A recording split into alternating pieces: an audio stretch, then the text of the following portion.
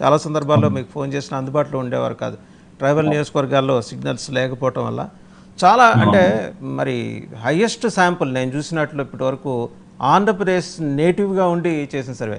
మిగిలినవన్నీ మనకి పారాచూట్ సర్వేలు చాలా వచ్చినాయి, అంటే వేరే రాష్ట్రాల నుంచి వచ్చి చేసిన వాళ్ళు, స్థానికంగా ఉండే విషయాల మీద అవగాహన లేని వాళ్ళు చాలా సర్వేలు చేశారు. బట్ వేరే మీరు పర్సనల్గా విజిట్ చేశారు, ఒక సంస్థ సీఈఓగా మీరు పర్సనల్గా విజిట్ చేశారు. ఫైనల్ అవుట్కమ్ ఏంటో చెప్పుకొని తర్వాత డీటెయిల్గా లోపలికి వెళ్దాం.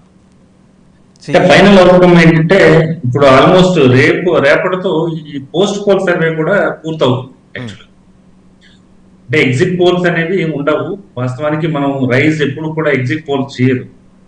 అంటే మీకు తెలుసు ఎగ్జిట్ పోల్ అంటే ఏంటి, ఒక పర్సన్ ఒక ఓటర్ బయటకు వచ్చిన తర్వాత జరిపే సర్వే, అది ఖచ్చితంగా కరెక్ట్ గా చెప్తాడనేది కూడా మనం అంచనా వేయలేదు. దానికి తోడు ఏంటంటే ఇప్పుడు ప్రెసెంట్ కరెంట్ సినారియోలో ఏపీ అయితే ఇది ఒక బేకర్ పోర్. ఈ బేకర్ పోర్ లో ఎవరు కూడా దాంట్లో బలిపశువులు కావడానికి సిద్ధంగా లేరు. అందుకని ఎవరు చెప్పడానికి ముందుకు రారు. అలాంటప్పుడు మనం పోస్ట్ పోల్ సర్వే అనేది కంప్లీట్ చేసాం. అది రేపటి వరకు పూర్తవుతుంది. జూన్ 1 సాయంత్రం 7:20 మనం రిలీజ్ చేస్తున్నాం post poll survey. Right. But pre poll survey ప్రకారమే ఇంకా అదనంగా కొంత కూటమికి సీట్లు వస్తాయనేది మనం గట్టిగా చెప్పగలం. తర్వాత ఇంకోటి ఏంటంటే మనం 108 నుంచి 120 వరకు ప్రీ పోల్ సర్వేలో ఇచ్చాం. ప్రీ పోల్ సర్వే కంటే కూడా మంచి గణాంకాలతోనే కూటమి అధికారంలోకి వస్తుంది అనేది మనం గట్టిగా చెప్తున్నాం. రైట్. వైసీపీ పూర్ పర్ఫార్మెన్స్కి అంటే మీరు చాలా భారీ శాంపిల్ సైజ్ తీసుకున్నారు కదా, డిఫరెంట్ సెక్షన్స్ ఆఫ్ సొసైటీ నుంచి మీరు తీసుకున్నారు. వేరియస్ క్రాస్ సెక్షన్స్, ఉమెన్ ఉండొచ్చు, ఏజ్ ఓల్డ్ పీపుల్ ఉండొచ్చు, యూత్ ఉండొచ్చు, అలాగే అన్ఎడ్యుకేటెడ్ ఉండొచ్చు అండ్ అన్ఎంప్లాయిడ్ యూత్ ఉండొచ్చు. సో వీళ్ళ నుంచి వచ్చిన అబ్జర్వేషన్స్లో వైసీపీ దారుణంగా రిజల్ట్ చూడబోటానికి గల కారణాలు మీకు ఏమై అనిపించాయి? ఫస్ట్ ఏంటంటే యూత్, ఎస్పెషల్లీ యూత్ అంటే నిరుద్యోగ సమస్య నెంబర్ 1. తర్వాత ఈ మహిళలు, వృద్ధులకి ఏంటంటే కొంత కంఫర్ట్ జోన్ ఎట్లా ఉందంటే ఆ పెన్షన్ అనేది నెల మొదటి వారంలోనే ఇంటికి వస్తుంది, అది కంఫర్ట్ జోన్ లో ఉన్నారు. కానీ ధరల పెరుగుదల అనేది మళ్ళీ ఇబ్బంది పెడుతోంది. దానికి తోడు అక్కడ లోకల్ గా ఇప్పుడు కార్మికులకి చాలా మందికి పనులు లేవు, ఆ నాసిరకం మద్యం ధరలు పెరగడం అనేది, ముఖ్యంగా మహిళలకి ఏంటంటే ఈ మద్యం ధరల పెంపుతో పాటు కరెంటు ఛార్జీల పెంపు అనేది చాలా ఇబ్బందికరంగా మారింది అనేది మనం స్పష్టంగా గమనించాం. సో అందుకనే ఒక గంప కొత్తగా మహిళలందరూ ఇటువైపు ఉన్నారను, లేకపోతే వృద్ధులందరూ అటువైపు ఉన్నారను, లేకపోతే యువత అంతా ఇటువైపు ఉందను, అలా జమ కట్టడానికి లేదు. వాస్తవానికి మనం క్లియర్ గా అబ్జర్వ్ చేసింది ఏంటంటే విద్యుత్ ధరలు, అలాగే ఈ మద్యం ధరలు, నిరుద్యోగం, రోడ్లు లేకపోవడం, ఇవన్నీ కూడా 1%, 0.5% ఒక్కొక్కటి కూడా ఎఫెక్ట్ చూపిస్తూ వచ్చింది. అది దీనికి అశటపాతంలా జరిగింది. వైఎస్ఆర్సీపీ మీద పెద్ద బాంబే పేలింది అనేది చెప్పొచ్చు.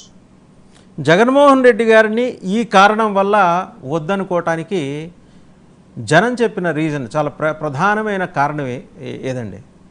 ఎస్, ఈ కారణం వల్ల మాకు ఆయన నచ్చలేదు, మాకు వద్దు, ఆయన తరఫున నుంచోబెడుతున్న ఎమ్మెల్యేలు కూడా మాకు వద్దు అని జనం నిర్దిష్టంగా ఏకీభవించిన ఒక్క పాయింట్ అంటే ఒక్క పాయింట్ ఎక్కడ కూడా ఉండదండి.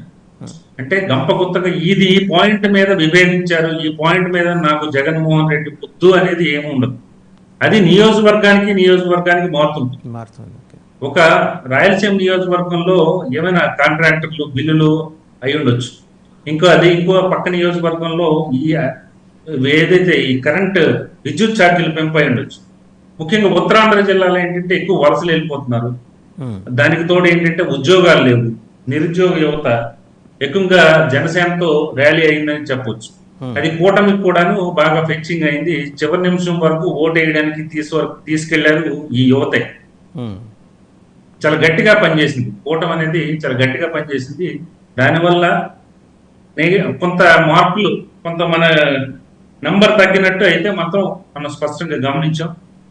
తర్వాత నియోజకవర్గానికి మారుతుందండి. నేను చాలా వేదికల మీద చెప్పాను, మీకు తూర్పు గోదావరి పశ్చిమ గోదావరి జిల్లాలకు వచ్చేసరికి పవన్ కళ్యాణ్ ఫ్యాక్టర్ కనిపిస్తుంది.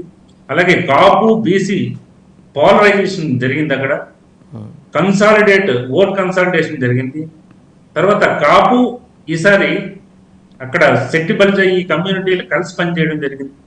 తర్వాత రాయలసీమ విషయానికి వచ్చేసరికి రెడ్డి కమ్యూనిటీలో చీలికి వచ్చింది, ఓన్ చేసుకోలేకపోయారు. ఈసారి ముఖ్యంగా రాయలసీమలో రెడ్డి అనేది ఎలాగైనా మనోడికి వేయిద్దాం అనే పరిస్థితి అయితే ఏం లేదు. ఎటు వేస్తే అటు వేయని అనేది న్యూట్రల్ గా ఉండిపోయారు చాలా వరకు. ఎందుకంటే అక్కడ బిల్స్, కాంట్రాక్టర్ బిల్స్ లేకపోవడం అనేది డిఫరెంట్ రీజన్స్ ఉన్నాయండి. తర్వాత ఓవరాల్ గా ఇంపాక్ట్ చేసింది ఏంటంటే ల్యాండ్ టైటిలింగ్ యాక్ట్. ఈ ల్యాండ్ టైటిలింగ్ యాక్ట్ అనేది నిజంగా ఒక దశలో భయపడ్డారు జనాలు. దాంట్లో వాస్తవం ఎంత అవాస్తవం ఎంత అనేది నిరూపించుకోవడానికి కూడాను ముఖ్యంగా జగన్మోహన్ రెడ్డి అప్పటికి సీఎంకి అయితే మాత్రం అవకాశం కూడా లేకుండా పోయింది, టైం కూడా లేదు. వల్ల వివరణ ఇచ్చుకోలేకపోయింది అంటారా ప్రభుత్వం? ఇచ్చుకోలేకపోయారు. ఆయన కూడా ఒంటరి అయిపోయారు. ఏంటంటే ఇంతకు ముందు ఒకవైపు షర్మిల ఉంటేను, ఇంకోవైపు విజయం ఉంటేను ఏదో జరిగేది, ప్యారల్ గా క్యాంపెయిన్ జరిగేది. ఈసారి ఆయన ఒంటరి అయిపోయాడు. తర్వాత డ్యామేజ్ కంట్రోల్ కి సమయం లేకుండా పోవటం, ఆ భయంలో ఉన్నారా ప్రజలు? నిజంగా భయం అయితే మాత్రం చాలా ఎక్కువగా, చాలా పెద్ద దెబ్బ అనేది వైఎస్ఆర్సీపీ మీద పడుతుంది అనేది నేను గట్టిగా చెప్పగలను. రైట్. ఒకసారి మనం మొన్న పార్లమెంట్ సెగ్మెంట్ల వైజ్గా వద్దాం, అలాగే ముందర రీజియన్స్ వైజ్గా వద్దాం సార్. ఉత్తరాంధ్ర 3 జిల్లాలు పరిస్థితి. ఉత్తరాంధ్ర 3 జిల్లాల్లో 34 సెగ్మెంట్లు ఉన్నాయండి. 34 సెగ్మెంట్లలో దాదాపు 22 సెగ్మెంట్ల వరకు కూటమికి ఛాన్స్ ఉందండి. 22 సెగ్మెంట్లలో అది